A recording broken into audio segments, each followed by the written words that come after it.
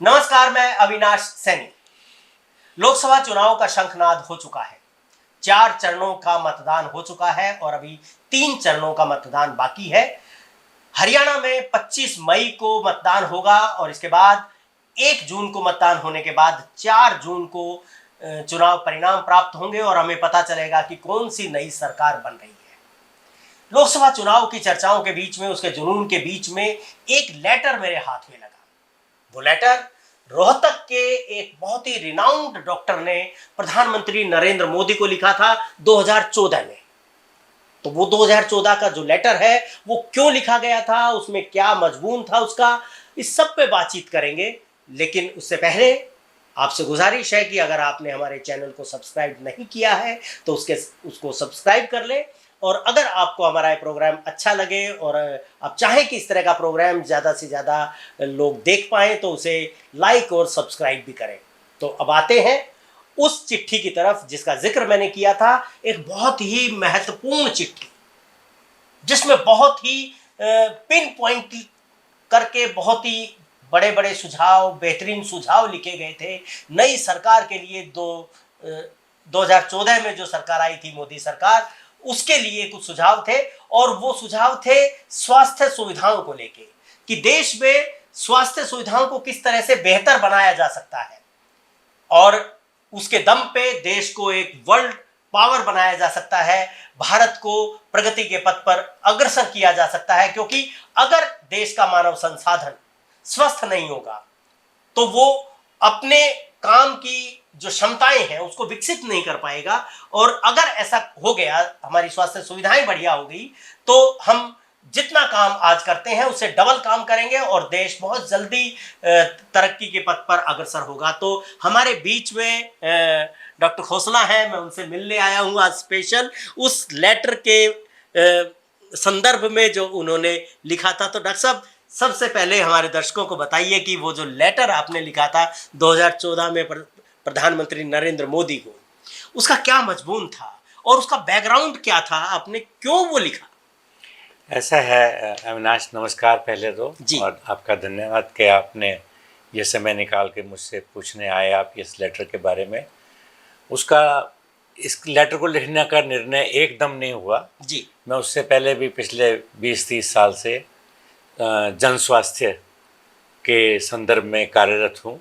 जो मेरा पैशन है कि जन स्वास्थ्य के बारे में बात करना, उनका विश्लेषण करना और कैसे सुविधाएं अच्छी हों, जी, वो पूरे नेशन के तौर पे कैसे ऑर्गेनाइज हों, राज्य के स्तर पे कैसे ऑर्गेनाइज हों और भारत के संदर्भ में स्पेशली कैसे ऑर्गेनाइज हों। जी। क्योंकि हमारा जो आधुनिक चिकित्सा पद्धति है उस पर एक इल्ज़ाम है जो कि बेवजह है कि ये पाश्चात्य चिकित्सा पद्धति है। तो ऐसा कुछ नहीं है। आप 75 साल की आज़ादी के बाद कुछ भी पाश्चात्य नहीं रह गया है। ये बिल्कुल, इसको आधुनिक वैज्ञानिक चिकित्सा पद्धति कहते हैं। और इसमें फिर क्योंकि ये बाद में डेवलप हुई है और पहले पौराणिक चिकित्सा पद्धतियाँ थी, आहिस्ता आहिस्ता हमने उनको रिप्लेस किया। भारत ने आज़ाद होने के बाद ही उसको ये काम शुरू किया। तो प्रधानमंत्री जी ने, माननीय प्रधानमंत्री जी ने इलेक्शन ख़त्म 2014 की सरकार बनते ही एक लेक्चर दिया था जिसमें उन्होंने कहा था कि मैं सबसे सुझाव मांगता हूँ। जी। तो मैं उनकी बात से प्रेरणा हुई और उनकी बात में मुझे सिंसेरिटी नज़र आई कि वो वाकई ही चाहते हैं कि कोई इनपुट आए। सो मैंने फिर जो उससे पहले 30 साल जो काम किया था, अब मुझे 44 वर्ष हो गए हैं प्रैक्टिस में, तो मैंने मेडिकल कॉलेज में भी 4-5 साल काम किया और उसके बाद मैं यहाँ भी, तो दोनों तरह की काम करने की हमें जो अनुभव है उसका। सो मैंने जो सोचा मैंने उनको पत्र लिखा। और मैं पहले ही बता दूं, मेरा ये मानना है कि ये पत्र पढ़ा गया है जी और आदेश तो हुआ है कि इस बात में जो बातें लिखी हैं उनको लागू किया जाए। वो हम एक एक करके बिंदु पे मैं आपको चर्चा करता हूँ। बिल्कुल। डॉक्टर साहब, 4 चीज़ें आपने पत्र में लिखी हैं। एक तो डॉक्टर के लेवल पे क्या सुधार होना चाहिए, दूसरा दवा उद्योग के स्तर पे क्या सुधार होना चाहिए, चिकित्सा प्रयोगशालाएं जो हैं उनका क्या रोल है, क्या होना चाहिए, और चौथा आपने लिखा कि चिकित्सा सेवा उपभोक्ता जो हाँ है उसके स्तर पे क्या किए जाने की जरूरत है? हाँ, उस उपभोक्ता के अंदर मैं अब मीडिया को भी जोड़ता हूँ जी कि मीडिया को उपभोक्ता के साथ जुड़ के कैसे प्रश्न उठाने हैं और क्या करना है। जी जी ठीक है सर। तो पहला हम डॉक्टर और चिकित्सा सेवाएं ले लेते हैं। जी जी जी डॉक्टर के अंदर तो एक छोटी सी बात है, मैं जल्दी क्योंकि सारे बिंदु हमने कवर करने हैं। हाँ हाँ डॉक्टर की क्वालिटी जी भारतवर्ष के संदर्भ में उस तरीके से बनाना, क्योंकि उसने जो एक इंटरनेशनल बुक्स पढ़ी हैं वो सारे संसार में डिफरेंट, यहाँ से लेके अफ्रीका तक पश्चिम सबके लिए एक तरह की चिकित्सा प्रणाली होती है कि एक भारतीय डॉक्टर को भारत की बीमारियों के अनुसार या स्वास्थ्य सेवाओं स्वास्थ्य समस्याओं के हिसाब से उसको कैसे अपने आप को उसको ट्रांसलेट करना है। बिल्कुल।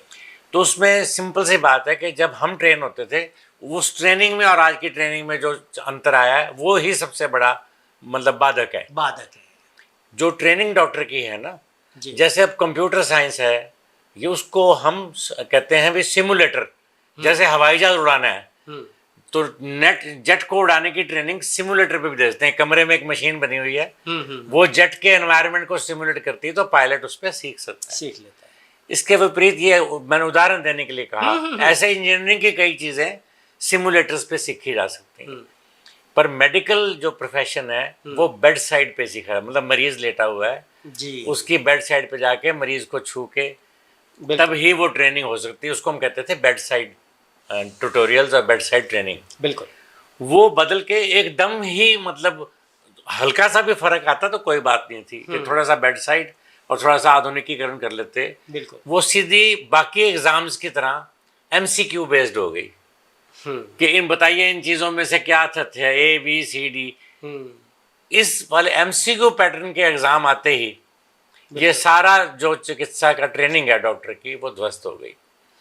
तो वो पेशेंट सेक्रेटरी नहीं रह गया, वो एक सवाल का जवाब एक क्विज की तरह देने के लिए कि उसको क्विज का सॉल्व कर दो, मतलब किताब पढ़नी है और उसका जवाब देना है। हाँ, किताब भी नहीं पढ़नी, मतलब वो क्विज को सॉल्व करने का तरीका ही पढ़ना है। जी। फुल टेक्स्ट पढ़ना ही बंद हो गया। ऐसे हम पूरे कैडावर की एक पूरे मुर्दे की हम चीरा फाड़ी करके सिर से पैर तक सारा अध्ययन करते थे। 6 लड़कों का ग्रुप बनता था। उसके अंदर हालांकि अब ये पॉइंट है कि भी 250 मतलब क्लास में हो गए। हम एक क्लास में 125 बच्चे होते थे।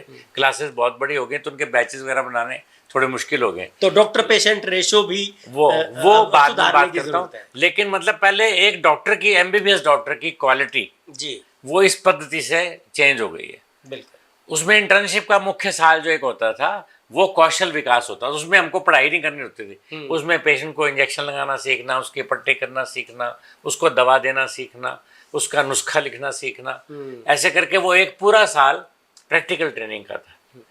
तो हुआ क्या कि MD के एग्ज़ाम की तैयारी के लिए वो एक साल अब वेस्ट होना शुरू हो गया। वो ऐसा हुआ कि MD का जब एंट्रेंस एग्ज़ाम की पद्धति बनी, हमको ये होता था जो MBBS में मेरिट बनी उसके हिसाब से हमको MD की क्लास मिल जाती थी। उसकी अपनी त्रुटियां थी, खामियां थी, लेकिन कोई बीच का रास्ता ना अपनाते हुए सीधा वो मल्टीपल चॉइस क्वेश्चन के हिसाब से उन्होंने MD का एंट्रेंस एग्ज़ाम हो गया। उसकी तैयारी में वो एक साल जो कौशल सीखना था, इससे वो MBBS डॉक्टर की क्वालिटी खत्म हो गई। तो वो उन्होंने पेशेंट को टच ही नहीं किया। तो उसमें नाइट ड्यूटी करना, रात को जाग सकने की क्षमता बनाना, ये सारी क्वालिटीज़ को विकसित किया जाता था। भाई सुबह ड्यूटी खत्म हो गई है तब भी अगला डॉक्टर जब तक नहीं आया आप डटे हुए हैं, आप वार्ड छोड़ के नहीं जा सकते।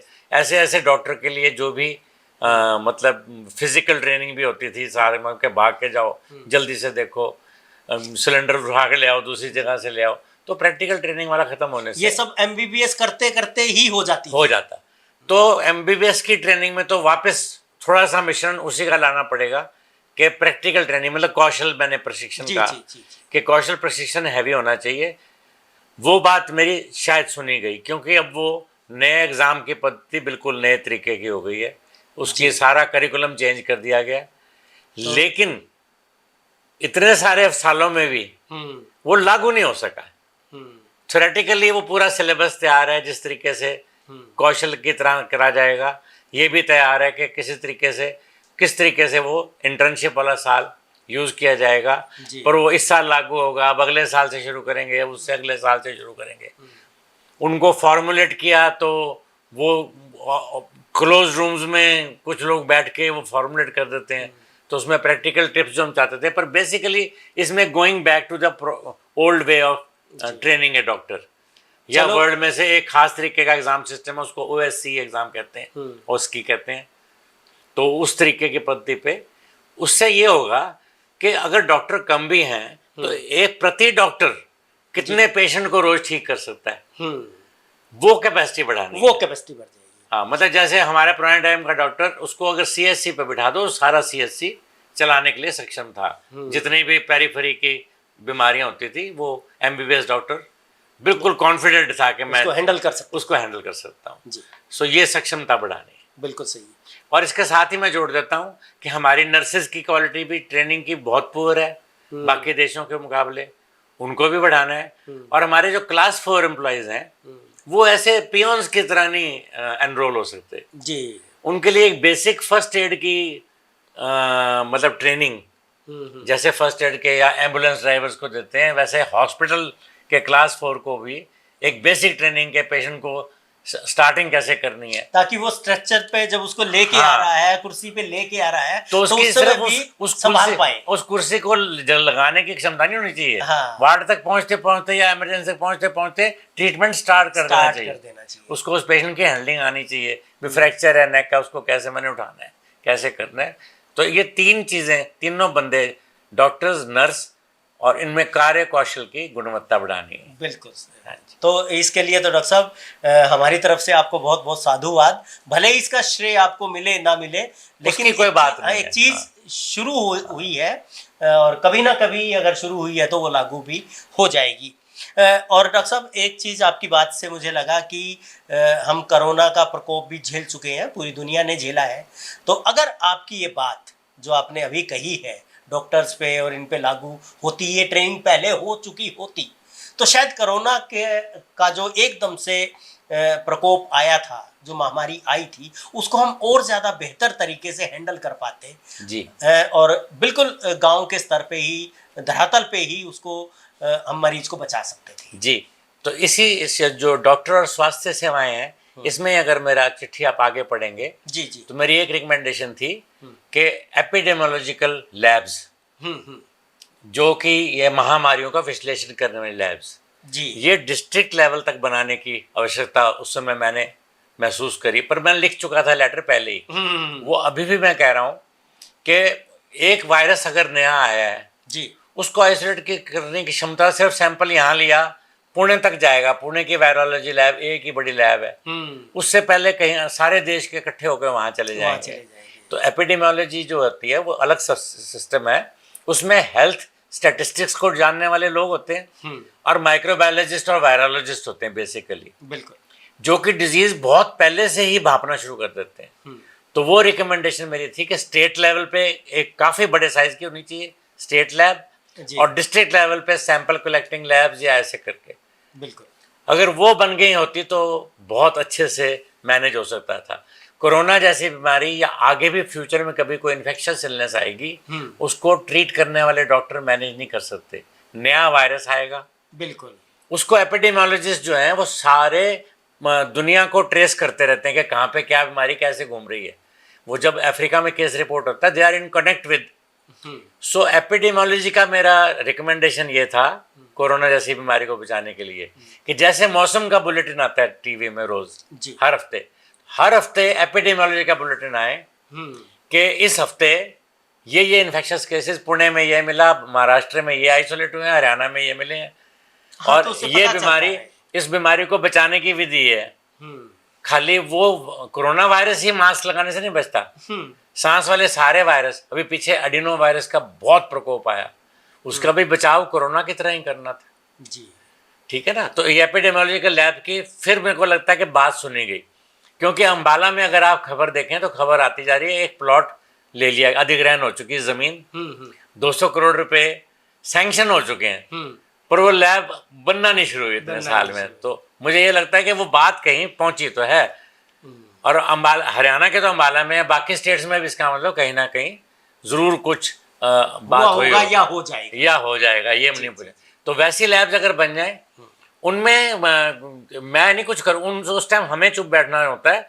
हमें तो सिर्फ अगर इंस्ट्रक्शन आती हैं, जैसे मौसम विज्ञान रेड अलर्ट जारी, अब गर्मी का आप रेड अलर्ट जारी कर रहे हैं, तो वो एपिडेमियोलॉजी बुलेटिन जी, वो रोज मौसम की बुलेटिन की तरह तर्ज पे आए और उसमें वार्निंग दी जाए कि जी अब ये सांस की बीमारी एडिनो वायरस आ गया, हाँ हाँ, जरा इससे बचाव तो करने की ये विधि है। विधियां हैं। हाँ, आप तो वहाँ से मतलब खाना शुरू करें। आपको हॉस्पिटल जाने की जरूरत नहीं है, दवाइयां लेने की जरूरत नहीं है, हाँ जी। आप प्रिकॉशन ही अगर रख लें तो बहुत हाँ सारी चीजों से बचा जा सकता है। आप हाँ ऐसा जी। करेंगे और तीसरा, जी। अब स्वास्थ्य सुविधाएं हम इसका पूरा करते हैं काम। जी जी जी। स्वास्थ्य सुविधाओं में जो पुराना स्ट्रक्चर बना था, again we have to go back to that, कि पिरामिड बनाए, कि प्राथमिक स्वास्थ्य सुविधाएं मतलब वो पीएससी, सीएससी, स्वास्थ्य केंद्र, उससे नीचे सब सेंटर, हाँ जी, और उसके बाद कम्युनिटी हेल्थ सेंटर, और उन्हीं को सुदृढ़ करें मतलब जी, और उनमें एक लिस्ट हो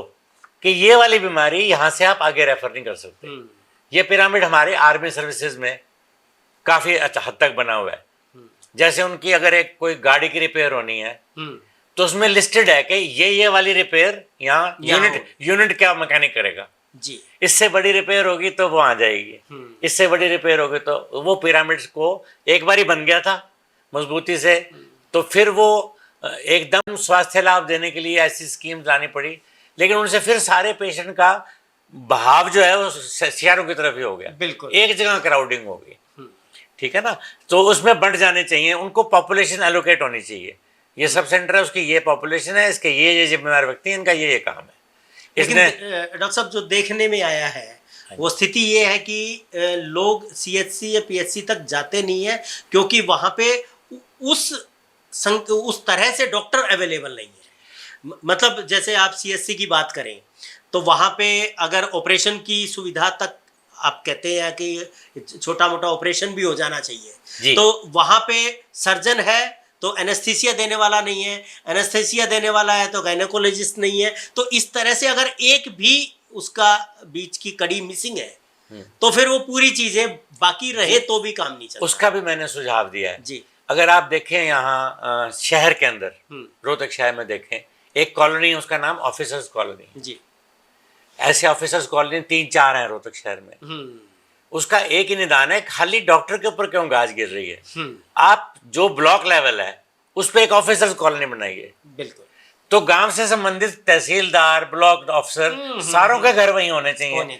एक डॉक्टर अकेला गांव में कैसे रहेगा? बिल्कुल बिल्कुल। इनफैक्ट उस थाने का थानेदार भी उसी कॉलोनी में रहना चाहिए, ताकि डॉक्टर को जो थ्रेट मिलती है गांव में ना जाने का, डॉक्टर का एक बड़ा रीजन है कि उसके बच्चों को ट्रांसपोर्ट नहीं मिलती।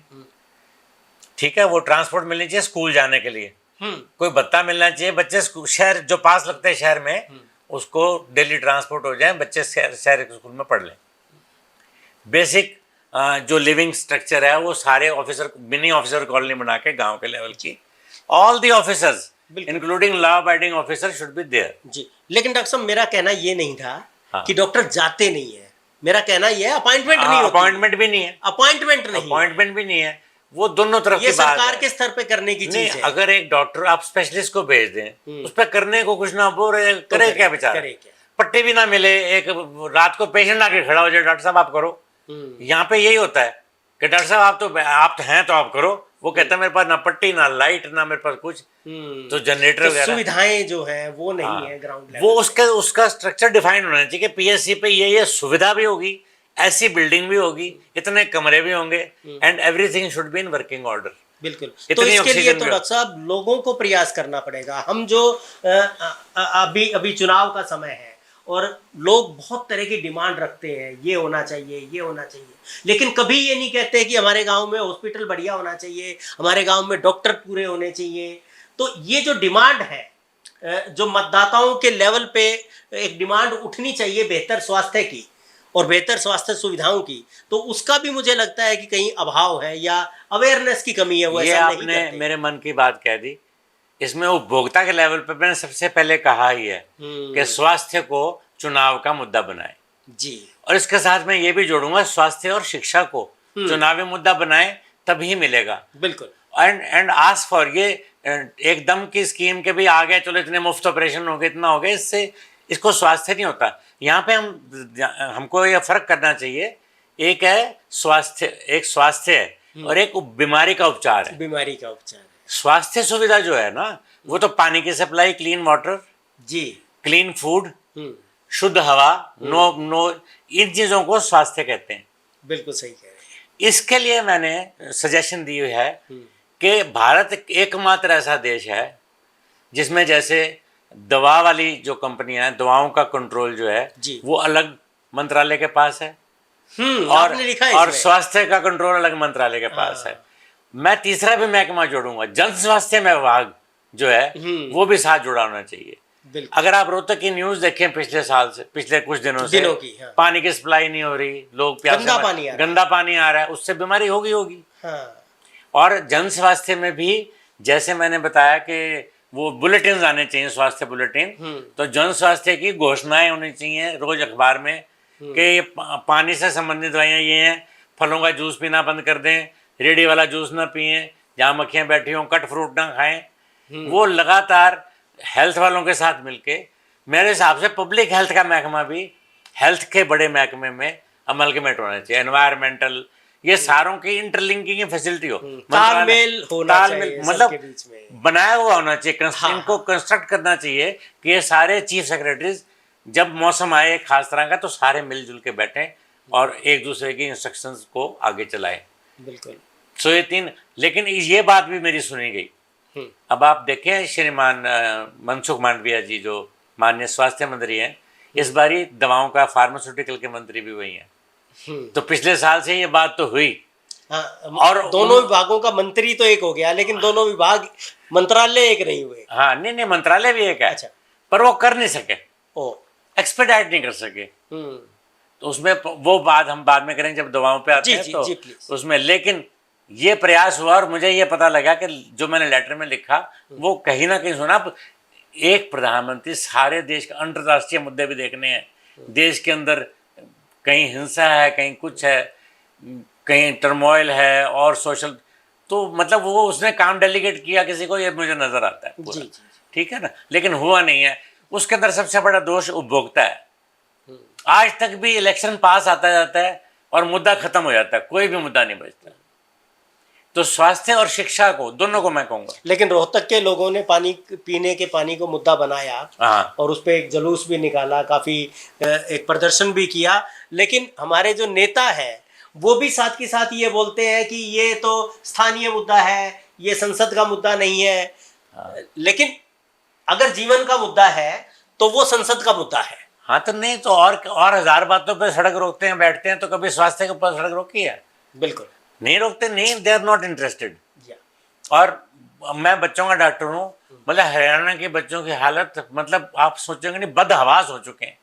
ना मीडिया को भनक है इस बात की, मतलब स्वास्थ्य की। अभी मैंने एक और इंटरव्यू में कहा था कि हरियाणा में एक सर्वे हुआ, 2018 का सर्वे हुआ है जी। वो बाई चांस हमारे डॉक्टर्स की लॉबी ने कहीं ढूंढ के निकाला उसको जी। 2023 में उसका अनावरण किया। 2018 के इंटरव्यू में हरियाणा के 5 से 9 साल के 25% बच्चे मधुमेह के चौखट पे खड़े हो गए हैं, डायबिटीज प्री डायबिटिक हो गए हैं, डायबिटीज की चौखट पे खड़े। और ये बहुत बड़ा संकेत है, बहुत बड़ा खतरा है हमारी आने वाली पीढ़ी के लिए। ये क्यों हुआ है? ये सारा जंक फूड के बढ़ावे से। घर का बना भोजन, ताज़ा भोजन खत्म हो गया है, क्योंकि पहले गवर्नमेंट की एक पॉलिसी होती थी। आप हैरान होंगे, अभी पिछले 2 महीने में इतना शोर मचा जंक फूड पे, काफ़ी मतलब मीडिया में शोर उठा। तो 13 साल के बाद ICMR ने अभी 10 दिन पहले जी एक स्टेटमेंट जारी की कि आदमी को क्या भोजन खाना चाहिए। और वो सिंपल सी चीज़ है कि एक हिस्सा अनाज, एक हिस्सा दालें, एक हिस्सा हरी सब्जियां, फल नहीं हरी सब्जी, और एक हिस्सा दूध दही लस्सी। ये ऑलमोस्ट संपूर्ण खाना, या थोड़ा सैलड, थोड़ी फ्रेश वेजिटेबल्स। सब्जी का खाना ही मिट गया बच्चों की डाइट में से। बिल्कुल सही कह रहे हैं। और जो गेहूं की रोटी ताज़ी बना के खाते उसकी जगह सारा मैदा हो गया। सारी इस पे हम अलग से बात करेंगे अलग से डॉक्टर बात साहब करते आपसे, हैं, ठीक है क्योंकि ये बहुत बड़ा मुद्दा है। और जो आपकी रिसर्च है 2018 वाली सर्वे, उस पे भी एक बात करेंगे। लेकिन अभी इस लेटर पे कि और क्या क्या सुझाव थे आपके 2014 के दवाओं के संबंधित। हाँ, तो ये दो चीजें मेन हो गई। डॉक्टर, इंडिविजुअल डॉक्टर की गुणवत्ता बढ़ाना जी, ताकि वो ज्यादा पेशेंट देख सके। बिल्कुल। अच्छा, एक ये जो है ना कॉन्सेप्ट है सारी दुनिया में, हम लोग ना अपने आगे नाम का एक कंसल्टेंट लिख देते हैं। तो कंसल्टेंट हम नहीं है, हमको ट्रीटिंग फिजिशियन कहते हैं। बाकी दुनिया में we are called treating physicians. हमको एक्चुअली ट्रीट करना है। ट्रीट करना है। जैसे हम कई लोग भाषण में कहते हैं ना, आप सबको करना होगा, ऐसे मिलजुल के करेंगे, नहीं ऐसी बात नहीं। हमको मेरे लेवल पे करना है, बस अब पेशेंट आ गया, इसको ट्रीट करना है, इस बीमारी तक मैंने ट्रीट करना है। तो डॉक्टर की जो सेल्फ इमेज है, हाँ, वो भी ये बननी चाहिए कि आई एम ट्रीटर, हाँ, मुझे करना है ये। तो मुझे ट्रीटिंग फिजिशियन है, मैं सलाह देने वाला नहीं, मुझे जबानी सलाह दे दी और बातचीत करके भेज दिया। जी, so we must be moulding ourselves as treating physicians. और हमारी ट्रेनिंग, मतलब टीचिंग और ट्रेनिंग दो कंपोनेंट है। ट्रेनिंग को और सुदृढ़ करना चाहिए, मॉडर्नाइज करना चाहिए। हाँ जी। तो अब दूसरा आ गया जी दवाओं का। जी, अब दवाओं का तो बहुत ही, दवा वाले का तो बहुत बुरा हाल हो गया। अगर आप बाकी सारी दुनिया को देखें, इवन विकसित देशों को, वहाँ तकरीबन 500 से 550 के लगभग दवाइयाँ मिलती हैं जी, जो कि सिंगल साल्ट हैं, मिक्सचर नहीं है। सिंगल साल्ट है, एक एक दवाई है उनमें, सब में मिक्सचर्स नहीं है। जी, जी। और ऐसे कुछ थोड़ी सी 2-2 साल्ट की मिक्सचर वाली हैं। उसके अगेंस्ट अब भारत की मार्केट का ये हाल है कि यहाँ 75,000 फॉर्मुलेशन है जी, 75,000। मतलब दुनिया में सिर्फ 500-700 है। हाँ और जी। हमारे यहाँ 75,000 है। हाँ, अब मैंने जो चिट्ठी लिखी उसका असर बहुत अच्छा है कि ये एक नेशनल फॉर्मुलरी बन गई है। अब ये तैयार हो गई, बहुत सारे डॉक्टर्स ने मिलके, बहुत सारे मैनेजमेंट वाले लोगों ने या अपने सेक्रेटरीज और एडमिनिस्ट्रेटिव बंदों ने मिलके, विद्वानों ने मिलके तैयार कर दिया इंडिया के लिए। ये तीसरा संस्करण है इसका, 2016 से ये तैयार है। जी, जी। तो इसमें अगर आप देखेंगे तो ये स्थिति है कि हमको केवल ये 524 सिंगल साल्ट ड्रग चाहिए बेसिकली, भाई 95% डिजीज को ठीक करने के लिए। बिल्कुल। ठीक है जी। 24-25 जो है हमको 2-2 मिली हुई चाहिए सिर्फ दवाइयाँ। और ऐसे ही जो हम खाते हैं, ऑलमोस्ट सारे हिंदुस्तानी कहते हैं विटामिन बी कॉम्प्लेक्स खाना है। इसमें बी कॉम्प्लेक्स नाम की कोई चीज़ नहीं है, सब विटामिन एक एक करके अलग अलग मिलने चाहिए। मतलब तो उनकी बड़ों का दवाइयाँ अलग होनी चाहिए और बच्चों के लिए अलग होनी चाहिए, डोजेज फॉर्म अलग अलग होनी चाहिए। बिल्कुल। तो इस प्रकार अब ये पॉलिसी डॉक्यूमेंट बन गया है, पर लागू होने के कहीं दूर दराज भी नहीं है। इसका मतलब ये है, हिंदू भारतवर्ष में केवल ये 524 दवाएं और ये 10 विटामिन और ये 20-25 दो दवाइयाँ, ये ही लीगल हैं। बाकी सारा कुछ तो इलीगल है। और हम सब लेते हैं।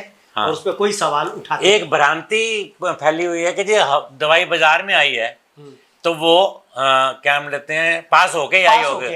लेकिन आंकड़े ये इतनी बार अखबार में खबर बनती है कि 68 to 70% medicine are not licensed, not even approved by the drug controller. तो इस पे भी एक सरकार की तरफ से एक चेक तो लगाने की जरूरत बनती है। तो मतलब इसमें अगर हम ये करें कि ये 521 दवाइयाँ बने तो इनको कंट्रोल करना आसान हो जाएगा। और मैं अगर कहूँ कि जो बजट आ जाए जी, हेल्थ का बजट, अगर ये सिस्टम को दुरुस्त कर दें, सारा कुछ सेट करके भी दवाइयों में से इतने पैसे सरकार को बचा देंगे कि ये 524 दवाइयाँ को हम प्राइस कंट्रोल में ले आएँ, इनकी गुणवत्ता निर्धारित करें। ठीक है, मैं कहना ये चाहता हूँ कि जो लेटर लिखा है उसका इम्पैक्ट है कहीं कहीं। जी, जी, जी। ठीक है, तो इसमें एक दवाइयों के लिए उन्होंने निर्धारित किया कि गुड मैन्युफैक्चरिंग प्रैक्टिसेस ये होनी चाहिए। जी, जी। तो अब कई लोगों ने तो बनानी शुरू कर दी। तो ये गुड मैन्युफैक्चरिंग प्रैक्टिसेस की ऐसे सील लगी होती है, ये अगर आप देखें तो जी, जी, जी, GMP सर्टिफाइड। सर्टिफाइड। लेकिन विडंबना ये है कि सरकार के अपने अस्पताल में जो दवाइयाँ सप्लाई हो रही हैं वही GMP नहीं है। पता नहीं कहाँ से बन के, अभी अल्बेंडाजोल का प्रोग्राम चला था, पीछे अखबार में खबर आई है कि सारी अल्बेंडाजोल नकली पाई गई, उसमें कोई दवाई ही नहीं थी। सो इन तो चीज़ों मतलब को, इस इंडस्ट्री में जो दवा उद्योग है, हाँ जी, इसमें भ्रष्टाचार की गुंजाइश आप देखते हैं बहुत ज्यादा, हाँ मिली भगत की गुंजाइश आप देखते हैं बहुत ज्यादा, देखिए वो हर स्तर पे। मैं बता देता हूँ मैकेनिज्म भी क्या है। जी। ये जो हमारा लॉ है, हम्म। इसमें ये प्राइसिंग का फार्मूला है, ड्रग प्राइस कैसे बनानी है, जी ठीक है जी, वो मैंने लेटर में लिखी है ये जी वाली जी, बात, लिखी लिखी। ठीक है ना। तो प्राइसिंग में तो अभी फार्मूला तो है, हम मोटा मोटा ही बता पाएंगे। हाँ, तो क्या कॉस्ट टू रिटेलर, जी। ठीक है ना, जो जितने में रिटेलर के पास दवाई पहुंची है उसके बाद 16% का ऐड करके वो एमआरपी बन जाएगी। ये एमआरपी का फार्मूला है इसमें किताब भारत के कानून के हिसाब से। ये अभी पॉलिसी नहीं आने वाली है, ये भी अटकी हुई है, अगस्त में आनी थी मॉनसून सेशन में। जी। तो तब से पता नहीं क्या ऑब्जेक्शंस हुई हैं, क्या वो, ये पॉलिसी का मैटर पार्लियामेंट में आया ही नहीं। मेरा ख्याल है काफ़ी अच्छी बनाई है। इसमें क्या होता है कि ड्रग इंडस्ट्री का दबाव आ जाता है। ये जब भी कोई पॉलिसी लिखती है सरकार, उसमें वो कहते हैं स्टेक होल्डर्स आओ सारे। अब स्टेक होल्डर को जो बुलावा देते हैं, तो डॉक्टर तो किसी को बुलावा मिलता नहीं है, वो सारी बड़ी इंडस्ट्री पहुंच जाती है। तो स्टेक होल्डर तो इसके उपभोक्ता भी हैं, हाँ जी, डॉक्टर भी हैं जी, हाँ, हॉस्पिटल भी हैं, हाँ, और वो दवा उद्योग के लोग भी हाँ, हैं। यस, जो लोग काम कर रहे हैं, हाँ, जो काम कर रहे हैं वो भी, जो एक्टिविस्ट हैं या जो एक्चुअली काम कर रहे हैं दवाओं की प्राइसिंग पे। तो इसमें अब क्या रैकेट हुआ है कि वो भ्रष्टाचार के चलते वो 16% का मार्जिन को फ्री अलाउ कर दिया जाता है कि जो मर्जी लगा लो। वो 1000% तक भी लेबल मिलेगा आपको। बिल्कुल। वो 1000, उसको कहते हैं सेल मार्जिन। अब ये सेल मार्जिन जब 1000% होगा, अब इस डिफरेंस के बीच में से भ्रष्टाचार का खेला बहुत ज्यादा है। एक आपने इसमें लेबोरेटरी का एक वो भी लिखा है। वो भी आता हूं मैं। इसकी एक और चीज समझ लें, एक अब ये जो भ्रष्टाचार है इसका सारा ठीकरा क्वालिफाइड डॉक्टर पे फूटता है। अब ये सारे अंतरराष्ट्रीय सिस्टम से हमारे एक और विडंबना बड़ी भारी, वहाँ पे जो ये क्वालिफाइड दवाइयाँ फार्मेसी की ड्रग्स हैं, ये क्वालिफाइड डॉक्टर ही लिख सकता है। एक एमबीबीएस से कम में आधुनिक चिकित्सा पद्धति की दवाइयाँ प्रिस्क्राइब कोई नहीं कर सकता। भारत में एक क्वालिफाइड डॉक्टर के पीछे इस शहर में 20 अनक्वालिफाइड लोग हैं, जिनमें क्वैक्स भी हैं, केमिस्ट हिमसेल्फ है, केमिस्ट, ठीक है ना जी। तो उन्होंने सबने बेचना है, और एक के बदले 20 हैं वो। तो वो 20 लोग उस मार्जिन के चलते इन दवाइयों को हाई मार्जिन पे बेचते हैं। उन सब के और गलत दवाइयाँ लिखते हैं, जो ज्यादा लिखते हैं, ज़्यादा लिखते हैं, और जो मिक्सचर, इलीगल मिक्सचर जो मैंने आपको बताया, 3-3 दवाएं मिलाई हुई हैं, 4-4 मिलाई हुई हैं, ठीक है ना, तो उनको मार्केट में चला देते हैं, उनकी सेल शुरू हो जाती है, तो फिर वो बॉदर ही नहीं करते। तो मैं ये कहता हूँ कि जो एक क्वालिफाइड डॉक्टर का जो हिस्सा है दवाई लिखने का, बहुत ही छोटा है। जबकि विदेश में ये फार्मास्यूटिकल, जो मॉडर्न फार्मास्यूटिकल दवाइयाँ हैं, 100% क्वालिफाइड डॉक्टर के हिस्से में आएंगी। उसमें कोई बेईमानी होती, कोई सब, तो सारा ठीक रहा, क्वालिफाइड डॉक्टर के सिर फूटे, क्योंकि उसके अलावा किसी और को मिल ही नहीं सकता, कोई नहीं मिल ही नहीं सकती किसी का सिग्नेचर से। जी जी जी। तो यहाँ पे हम इस दुविधा में बड़ा डूब जाते हैं कि लिख तो सारे रहे हैं, गालियां लोग से क्वालिफाइड डॉक्टर को निकाल रहे हैं। नहीं, ये तो समझने की जरूरत है सबको कि ठीक है ना, हम कहाँ से दवाई लेते हैं। और इससे मुझे लगता है कि इससे जो उपभोक्ता के ऊपर बोझ है स्वास्थ्य का, वो बिल्कुल बहुत बढ़ेगा, बिना मतलब बढ़ जाता है, बिना मतलब बढ़ जाता है। और फार्मास्यूटिकल साइंस में एक बड़ी हम सिंपल सी बात, फार्माकोलॉजी का प्रिंसिपल है कि एक बारी में हमको मरीज को 3 से ऊपर सिंगल शॉट नहीं देने चाहिए। एक नुस्खे में अगर 3 से ज़्यादा दवाइयाँ हो जाएं तो उनका आपस में इंटरेक्शन होना शुरू हो जाता है, और कोई ना कोई साइड इफेक्ट हो सकते हैं। हम तो एक गोली में ही 3 साल, हाँ, यहाँ एक में ही 3 लिखे हुए हैं, है नहीं, और तो ये बात है। तो बहुत ज़्यादा अभी इस पे काम करने की ज़रूरत है। हाँ, बहुत ज़्यादा। तो वही है, डॉक्टर की ट्रेनिंग पे आते हुए उसको, जब हम इंटर्न थे, हमको नुस्खा लिखना भी सिखाते थे। तो उस ट्रेनिंग में, उस कौशल ट्रेनिंग में, उसको प्रिस्क्रिप्शन लिखना कुछ ज़्यादा नहीं जद्दोजहद करनी होती। बड़ों की 10-15 बीमारियाँ जो रोज़मर्रा की बीमारियाँ 20 होती होंगी, जो हम ज़्यादातर देखते रहते हैं, ऐसे बच्चों में 20-30 दवाइयाँ होती, उनमें परफेक्ट कर देना उनको कि उनकी कम से कम दवाइयों में हम ट्रीटमेंट कर सकें। तो आउट ऑफ पॉकेट एक्सपेंस जो है कम हो जाएगा, बहुत ज़्यादा कम हो जाएगा। मतलब आप मानेंगे नहीं कि एक ये मैं अपनी तारीफ करने के लिए नहीं कह रहा, पर जिसको अगर हम पुराने टाइम के ट्रेंड है, हम्म। कई बार एक टाइफाइड का केस जो 5-6 हज़ार रुपये लगा के आया, उसे मैं 20 रुपए की दवाइयों से भी हम ठीक कर सकते हैं। ऑलमोस्ट उतनी ही इफेक्टिव है। किताब में लिखा हुआ है कि सस्ती दवाई टाइफाइड में उतनी ही इफेक्टिव। तो डॉक्टर साहब वीडियो भी लंबा हो रहा है, तो हाँ। अब आए ये जो टेस्टिंग का एक सिस्टम है, हाँ जी, ये भी एक बड़ा स्कैम की तरह से पिछले दिनों प्रचारित हुआ है। तो ये सारी बात ये है ना, उस पे आपने लिखा भी है अपने हाँ लेटर जी, में। उसमें ये बात है कि टेस्टिंग का जो इंटरनेशनल तरीका है, या जो आज का अगर हम कानून पढ़ें या नियम पढ़ें, एथिक्स जो डॉक्टर की कोड है, उसमें एक तो लैब का जो टेस्ट है रिपोर्ट, वो हिंदुस्तान के अलावा कहीं पे भी ऐसे नहीं होता कि पेशेंट को दे दी जाए। लैब की टेस्ट रिपोर्ट सील्ड लिफाफे में पैथोलॉजिस्ट से डॉक्टर पे आती है, और बाकी सारी दुनिया में स्पेशली गवर्नमेंट सिस्टम में डॉक्टर के रिकॉर्ड में जमा होती है, हॉस्पिटल के रिकॉर्ड में जमा हो जाती है। डॉक्टर सिर्फ उसको देख के मरीज को इन्फॉर्म करता है कि आपके टेस्ट में ये मिला है, तो मैं आपको उसके हिसाब से ये दवाई दे रहा हूँ।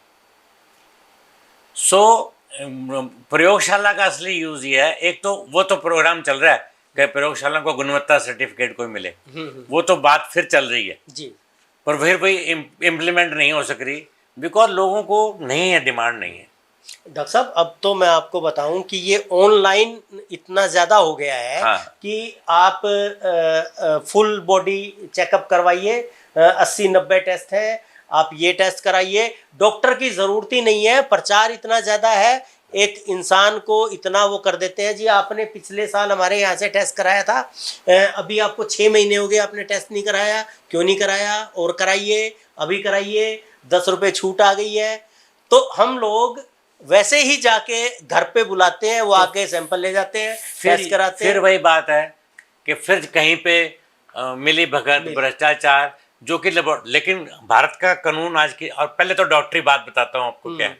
आजकल जो बड़ी उच्च से उच्च आपके पास लैब का इन्वेस्टिगेशन अवेलेबल है जी, उसके होते हुए भी तकरीबन 86% डायग्नोसिस हिस्ट्री से आएगा।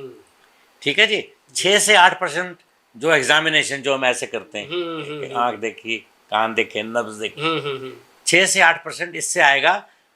इसी सीक्वेंस में चलेंगे, पहले आप हिस्ट्री ले चुके हैं अच्छी से, जैसे हमको सिखाते हैं, क्रोनोलॉजिकल हिस्ट्री कहते हैं उसको, पॉइंट वाइज हिस्ट्री कि ये कैसे हुआ, कब हुआ, कितने बजे चलता परिवार है, में किसी और को तो नहीं और है, को नहीं है, फैमिली हिस्ट्री, वैक्सीनेशन हिस्ट्री, ऐसे करके सारी हिस्ट्री होती है।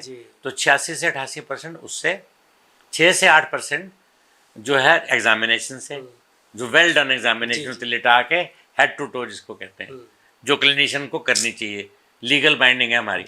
तो 92%। उसके बाद कहते हैं कि 6 से 8% ही लेबोरेटरी से आपको सुविधा मिलेगी। वो भी ये पूरा करने के बाद आप दिमाग को सोचेंगे, एप्लीकेशन ऑफ माइंड, कि सिलेक्ट करेंगे आप क्या क्या टेस्ट कराने, तब आपको मिलेगी।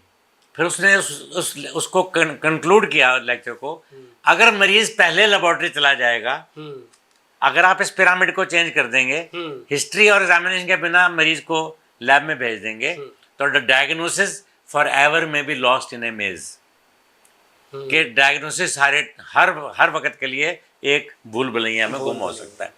इसको उल्टा करते ही तो ऐसे लेबोरेटरी का सीधा बुला के उसको चेकअप कहा ही नहीं जा सकता। चेकअप होता है मरीज को देखना, उसका ब्लड प्रेशर नापना, उसको इसको चेकअप कहते हैं। लेबोरेटरी में बुला के ब्लड टेस्ट करने को चेकअप नहीं कहते हैं, मेडिकल लैंग्वेज, सिंपल सी बात है।